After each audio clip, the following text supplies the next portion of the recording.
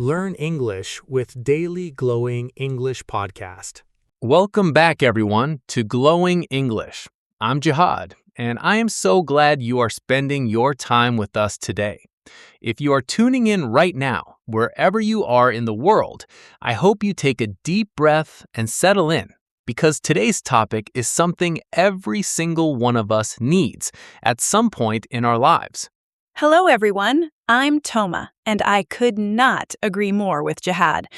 Today, we are diving deep into a topic that hits very close to home for almost everyone: how to stay calm during your hardest times. Life has a way of throwing unexpected challenges at us, doesn't it? Whether it's personal struggles, career setbacks, emotional heartbreaks, or just feeling completely overwhelmed by life's demands. Absolutely, Toma. It's during those precise moments when everything feels like it's falling apart that staying calm feels almost impossible. But staying calm isn't about ignoring your pain or pretending everything is fine.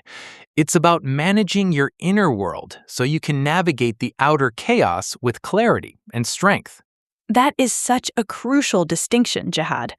Many people think staying calm means being robotic or suppressing emotions, but true calm is an active state of inner balance. Exactly.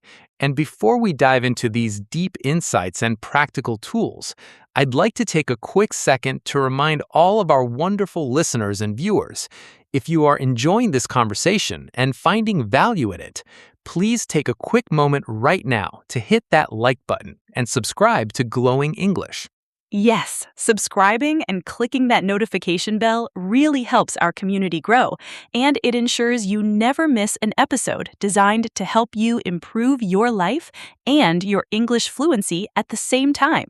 So hit that subscribe button right now. We truly appreciate your support. Thank you so much, everyone. Now, Toma, let's start at the very beginning. What actually happens to us mentally and physically when a hard time hits? Why is it so difficult to stay calm? That's the core of the issue, isn't it? When we face a crisis or severe stress, our body's ancient survival mechanism kicks in, the classic fight, flight, or freeze response. Our brain perceives the situational threat, whether it's financial trouble, a difficult relationship issue, or health stress, as a physical threat to our existence. Right. Cortisol and adrenaline flood our bloodstream. Our heart rate spikes, our breathing becomes shallow, and our logical brain, the prefrontal cortex, essentially gets hijacked by the emotional center, the amygdala. Precisely. So when you find yourself panicking during a hard time, the first thing to realize is that you are not weak. You are experiencing a biological reaction. Your body is trying to protect you, even if its response feels overwhelming. It's like an overenthusiastic security system that goes off every time a leaf blows past the window. Recognizing that biology is at play helps us remove self-judgment. Instead of thinking, why am I panicking? What is wrong with me? We can say, okay, my nervous system is elevated right now. What can I do to bring it back to safety? That self-compassion is the foundation of staying calm. If you judge yourself for feeling panicked, you add a second layer of stress onto the original problem. Psychologists call it dirty pain, the secondary suffering we cause by fighting our primary emotions. Wow, dirty pain. That is such a powerful phrase. So, the first step in staying calm when life gets tough is giving yourself permission to feel stressed without beating yourself up for it. Exactly. It's okay to feel sad, frightened, or uncertain. Sorrow and fear are natural human responses to difficult circumstances. So, allow yourself to feel the raw emotion for a moment. That leads us to an important concept: the distinction between reacting and responding. Toma, how do you differentiate between a reaction and a response during hard times? A reaction is automatic, instantaneous, and usually driven by high emotion. It happens without thought. For example, getting bad news and immediately typing out an angry email or sinking into despair on the couch. A response, on the other hand, involves a conscious pause. It puts a gap between the stimulus, the bad event, and your choice of action. Viktor Frankl, the famous psychiatrist and Holocaust survivor, wrote about that gap. He said, "Between stimulus and response, there is a space. In that space is our power to choose our response. In our response lies our growth and our freedom." What a breathtaking quote. And that space is where calm lives. But how do we build that space when our minds are spinning out of control? The fastest bridge into that space is through the body, specifically through our breath. When our mind is frantic, trying to think ourselves into calm rarely works because the thinking brain is temporarily offline. We have to use physical anchors. Breathing exercises. They sound so simple, almost too simple, but the science behind them is undeniable. Absolutely. Techniques like box breathing or the 4-7-8 method immediately stimulate the vagus nerve, which signals the parasympathetic nervous system to slow down the heart rate and lower blood pressure. Let's demonstrate that right now for our listeners. If you are going through a hard time today, try this with us. Inhale slowly through your nose for 4 seconds. Hold that breath for 4 seconds. Exhale slowly through your mouth for 4 seconds. And hold empty for 4 seconds. Taking just 1 or 2 cycles of that physically forces your body out of emergency mode. It signals to your brain, "I am safe in this immediate moment." It really works. And notice that phrase, "in this immediate moment," because so much of the panic we feel during hard times comes from projecting into the future. Oh, catastrophic thinking. What if I lose my job? What if I never recover from this loss? What if things never get better? Our minds love to jump 10 steps ahead and create catastrophic scenarios that haven't even happened yet. It's exhausting, isn't it? Our minds create hypothetical monsters in the dark, but when you anchor yourself in the present moment, you realize that right now, in this exact second, you are breathing, you are sitting or walking, and you are surviving. One tool I use when I feel overwhelmed by future uncertainty is asking myself, what is the single next right thing I need to do right now? Not next month, not next week, not even tomorrow, just the next hour or the next 10 minutes. That is brilliant, Jihad. Breaking down massive problems into micro steps makes them digestible. If you're dealing with a huge personal crisis, trying to solve the whole problem at once will crush you. But taking one small step, making one phone call, drinking a glass of water, or writing down 3 basic facts gives you a sense of agency. Agency restores calm. Impotence breeds panic. When you feel helpless, panic grows. But when you take control over even the smallest detail, you regain your footing. Let's talk about perspective, too. When hard times strike, our view of the world narrows. We develop tunnel vision, seeing only the problem and ignoring everything else that is working or good in our lives. Yes, it's like holding a tiny coin right up against your eye. The coin is small, but because it's so close to your vision, it blocks out the entire sky, the sun, and the trees. Moving the coin away doesn't make the coin disappear, but it restores your perspective on how big the world actually is. That's a great metaphor. So how do we push that coin back when we're in the middle of severe distress? One powerful way is practicing radical acceptance. Acceptance doesn't mean endorsement. It doesn't mean you like what happened or that you think it's fair. It simply means accepting reality as it is right now, rather than arguing with what has already occurred. Nodding gravely. Suffering often equals pain multiplied by resistance.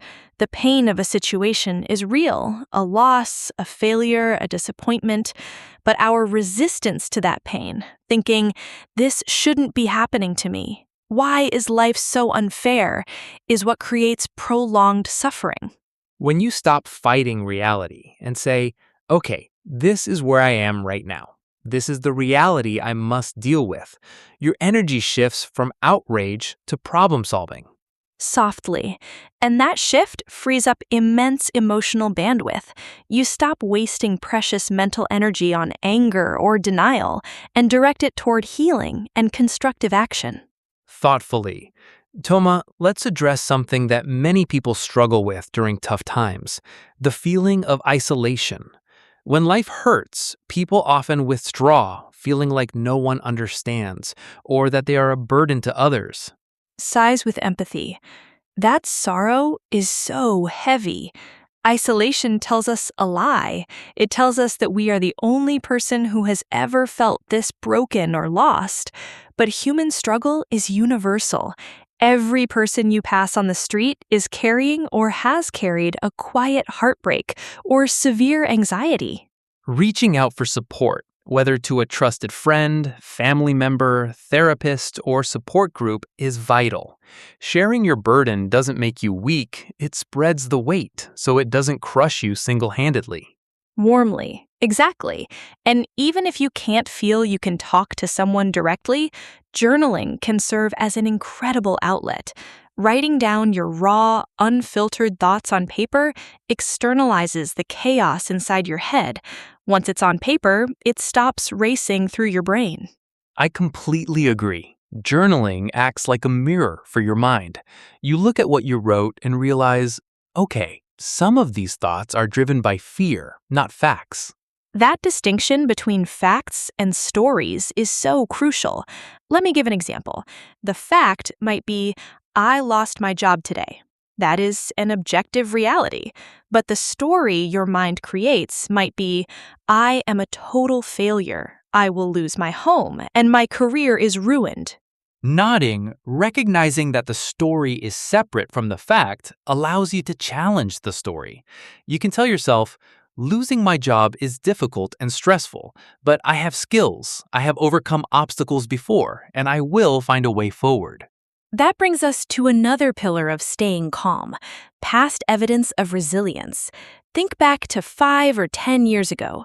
Recall a time when you felt completely hopeless, when you didn't know how you were going to survive a situation. Chuckling, and yet here you are. You survived 100% of your worst days so far. That is a perfect track record. Laughing. It really is. You possess a 100% survival rate. When you remind yourself of past storms you navigated, you build trust in your own capacity to weather the current storm.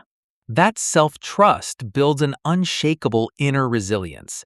Calm is not the absence of trouble, it is the presence of self-trust in the middle of trouble. Thoughtfully. I love that definition. Let's talk about physical self-care during these times, Jihad, because when people are overwhelmed, their basic self-care routines usually collapse first. They stop eating well, they stay up all night worrying, they stop moving their bodies, and they consume too much caffeine or junk food.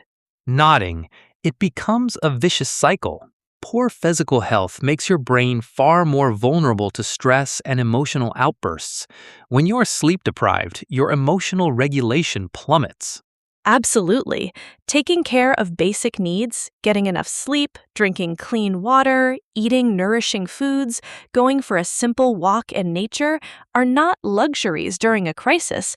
They are basic survival maintenance. Walking in nature especially has been scientifically proven to lower cortisol levels and calm an overactive nervous system. Nature operates on a slow, steady rhythm. Being around trees, water, or open skies reminds our subconscious mind that life moves in seasons and cycles. Softly. Winter always yields to spring. No matter how harsh or cold the winter feels, spring has never failed to arrive. Your hard time is a season, not a permanent destination. That is such a comforting perspective, Toma. Another practice that preserves calm is controlling what you consume, not just food, but information and digital noise. When people go through crisis, they often doom scroll on social media or constantly read negative news, which keeps their nervous system in overdrive. Sighs. Yes, protecting your mind during hard times requires strict boundaries. You have to limit news exposure, turn off non-essential phone notifications, and guard your mental environment as if your life depended on it, because your sanity does. Protect your peace fiercely. If certain people or environments drain your energy or trigger panic, give yourself permission to step back from them temporarily. Warm smile. That is self-preservation, not selfishness.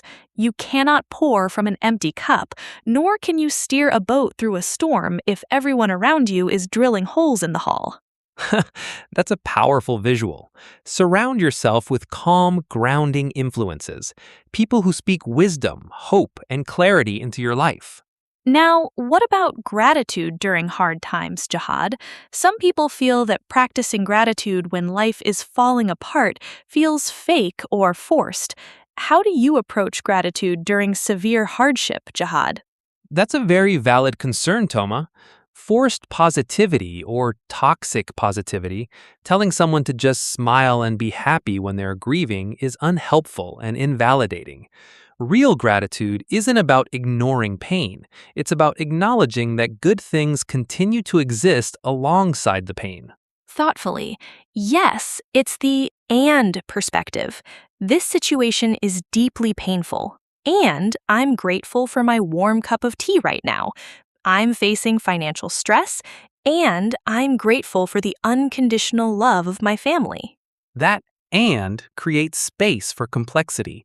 It prevents the hard time from consuming every single cubic inch of your consciousness. It reminds you that beauty, love, and comfort still exist in the world even while you're walking through fire. Not warmly. Finding gratitude in microscopic moments gives your spirit short, necessary rests. A warm shower, the feeling of sunlight on your face, a friendly nod from a stranger. These small moments become life rafts in stormy waters. Let's also talk about the power of routine. When everything around you feels chaotic and unpredictable, maintaining simple daily routines provides a sense of structure and safety. Yes, waking up at the same time, making your bed, brewing your morning coffee or tea, doing a brief stretch, these micro routines send signals of stability to your subconscious mind. They say life is still continuing, order still exists. Even the act of making your bed in the morning gives you an immediate small victory and a clean visual space, which brings subtle psychological calm to your environment. Chuckling. Outer order brings inner calm. Cleaning up your immediate living space, decluttering a desk, or washing dishes can actually serve as active meditation. Focusing on physical, repetitive tasks calms an overactive brain. Thoughtfully. Toma, let's address forgiving ourselves for not handling things perfectly. Sometimes, despite our best efforts, we lose our cool. We shout, we cry uncontrollably, we spend a day in bed feeling defeated. How do we recover when we feel like we failed at staying calm? Softly, by wrapping yourself in grace. Forgiveness and self-compassion are non-negotiable. Staying calm isn't a continuous straight line, it's an ongoing practice of returning to center. When you drop the ball or lose your composure, don't punish yourself. Just take a breath. Acknowledge it without shame and say, okay, that was a tough moment. Let me reset and start fresh right now. Exactly. Every single breath is a brand new opportunity to reset. You don't have to wait for tomorrow or Monday or next month. You can start over in the very next second. That mindset removes the burden of perfectionism. You don't need to navigate your hard time flawlessly. You just need to keep showing up for yourself, step by step, breath by breath. That is so true, Jihad. And as you walk through these hard times, keep in mind that hardship often acts as a furnace. It refines us, strips away superficialities, and reveals our true strength, empathy, and depth of character. Nobody welcomes hard times, but almost everyone who comes out the other side realizes they developed a depth of wisdom, resilience, and compassion they never possessed before. You discover how strong you really are only when being strong is the only choice you have left. It builds empathy for others, too. Walking through deep sorrow makes you far more compassionate to the suffering of people around you. It transforms you into a beacon of light and comfort for others in their dark hours. That's a beautiful thought. You become a living example that hardships can be survived, managed, and overcome with grace and calm. Smiling, as we start wrapping up today's deep discussion, let's summarize the key takeaways for everyone listening today. First, acknowledge and accept your feelings without self-judgment. Biology causes panic, but compassion restores balance.